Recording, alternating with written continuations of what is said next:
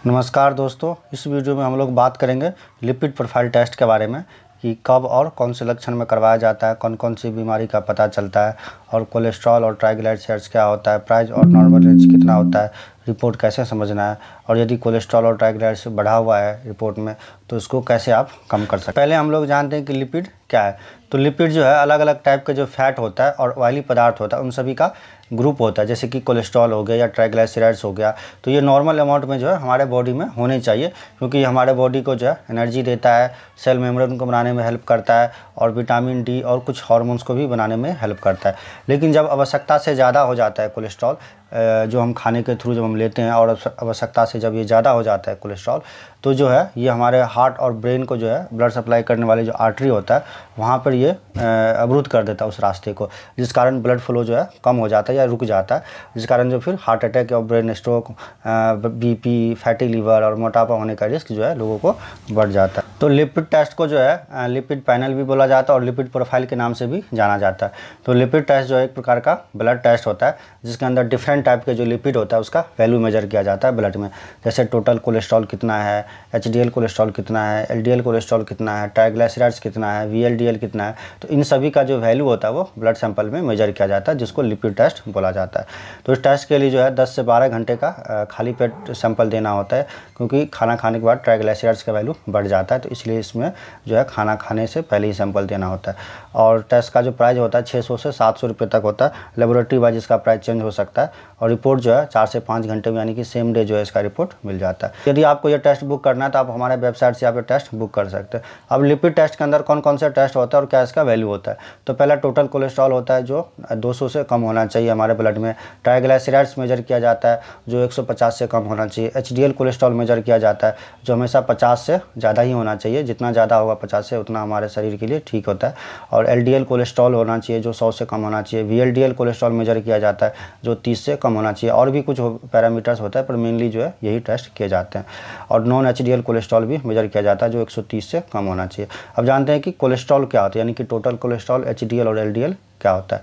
तो कोलेस्ट्रॉल जो होता है वो एक प्रकार का क्या है, फैट ही है जो हमारे बॉडी में सेल मेम्ब्रेन को बनाने में हेल्प करता है तथा विटामिन डी और हार्मोन्स को भी जो है बनाने में ये हेल्प करता है। यानी कि हमारा जो शरीर होता है जितना कोलेस्ट्रॉल हमारे बॉडी को चाहिए होता है उतना जो है लीवर द्वारा खुद जो है वो प्रोड्यूस कर लेते हैं। यानी कि जो कोलेस्ट्रॉल होता है वो 80% कोलेस्ट्रॉल हमारे बॉडी में लीवर द्वारा ही प्रोड्यूस होता है। और जब हम खाने के थ्रू जब हम एक्सेस कोलेस्ट्रॉल जब हम ले लेते हैं, जैसे एनिमल प्रोडक्ट वगैरह से होता है, जैसे नॉन वेज वगैरह हो गया, बटर हो गया, घी हो गया, तो ये सब खाने से जो है हमारे शरीर में कोलेस्ट्रॉल जाता है। तो जब हम ज़्यादा कोलेस्ट्रॉल ले लेते हैं तो ये फिर हमारे जो आर्टरी होता है, जो ब्रेन और हार्ट को ब्लड सप्लाई करने वाली आर्टरी, उसमें जाके ये डिपॉजिट हो जाता है। तो जिसके कारण जो है वहाँ पर क्लॉट हो जाता है, कोलेस्ट्रॉल का थक्का बन जाता है, तो ब्लड अवरोध हो जाता है, जिसके कारण हार्ट अटैक, ब्रेन हेमरेज होने का रिस्क। कोलेस्ट्रॉल जो है 2 टाइप के होते हैं, एचडीएल कोलेस्ट्रॉल और एलडीएल कोलेस्ट्रॉल। तो एचडीएल कोलेस्ट्रॉल को हाई डेंसिटी लिपोप्रोटीन बोला जाता है, जिसको गुड कोलेस्ट्रॉल भी बोला जाता है। तो एचडीएल कोलेस्ट्रॉल को ही गुड कोलेस्ट्रॉल बोला जाता है, क्योंकि ये जो होता है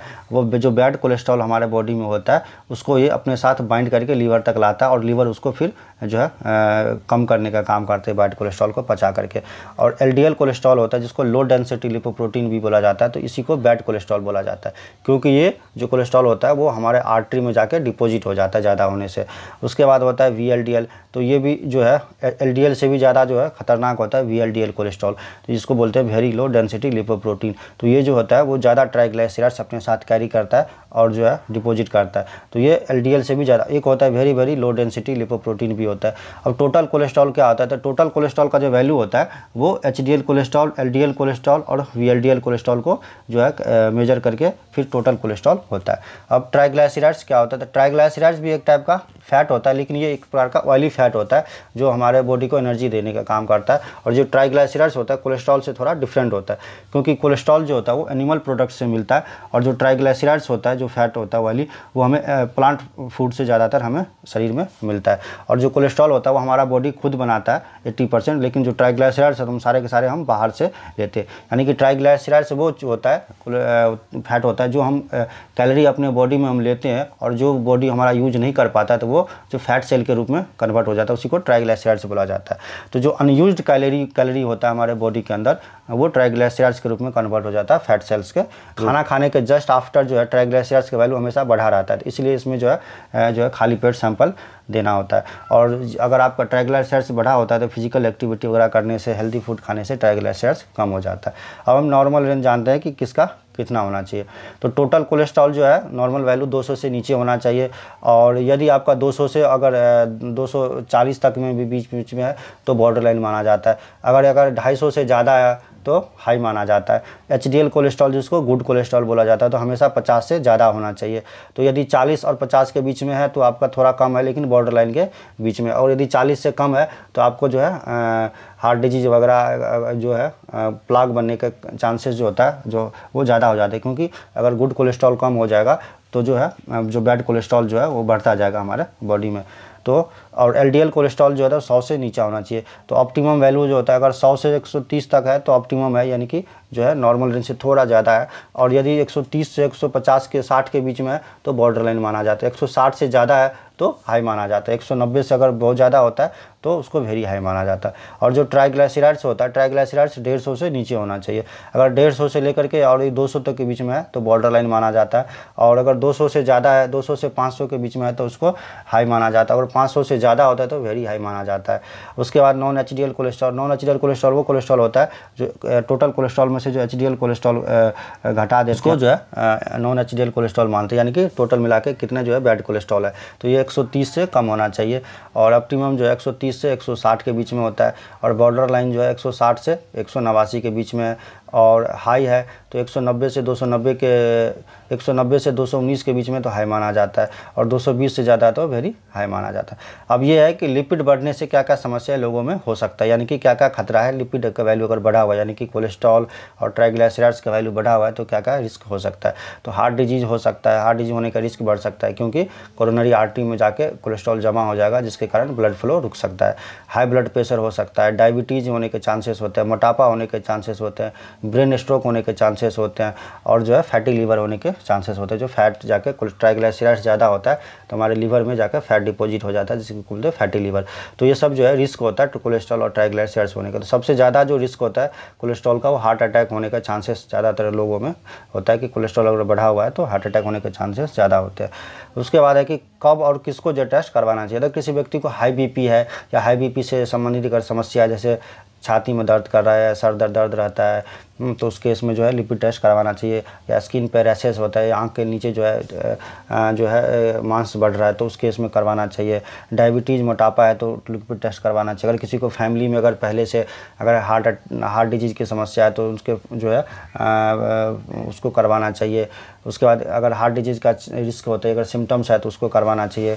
अगर कोई हार्ट का पेशेंट है और दवाई ले रहे हैं तो उसको मॉनिटर करने के लिए करवाया जाता है। या कोई कोलेस्ट्रॉल कम करने की दवाई ले रहे हैं तो उसको मॉनिटर करने के लिए भी करवाया जाता है। और अगर कोई अल्कोहल ज़्यादा ले रहे हैं तो उसको ये करवाना चाहिए, क्योंकि अल्कोहल लेने से भी कोलेस्ट्रॉल बढ़ता है, ट्राइग्लिसराइड्स बढ़ता है। स्मोकिंग करने से भी कोलेस्ट्रॉल ट्राइग्लिसराइड्स बढ़ता है। अगर किसी का एज अगर 30+ है तो उसको जो है साल में एक बार कोलेस्ट्रॉल टेस्ट जरूर करवाना चाहिए। और ऐसा व्यक्ति जो बिल्कुल भी एक्सरसाइज नहीं करता है तो उसको भी कोलेस्ट्रॉल करवाना चाहिए, ट्राइग्लिसराइड्स उसमें बढ़ा हुआ मिलता है। और जो व्यक्ति अनहेल्दी फूड ज़्यादा खाते हैं, जैसे ऑयली, स्पाइसी हो गया, जो ज़्यादा कैलोरी लेते हैं, मीठा हुआ खाना, तला भुना खाना ज़्यादा खाते हैं, तो उसको भी है कोलेस्ट्रॉल या ट्राइग्लिसराइड्स बढ़ने का रिस्क होता है, तो उसको भी ये टेस्ट करवाना। अब यदि कोलेस्ट्रॉल या ट्राइग्लिसराइड्स बढ़ा हुआ है तो कैसे इसको कम कर सकते हैं।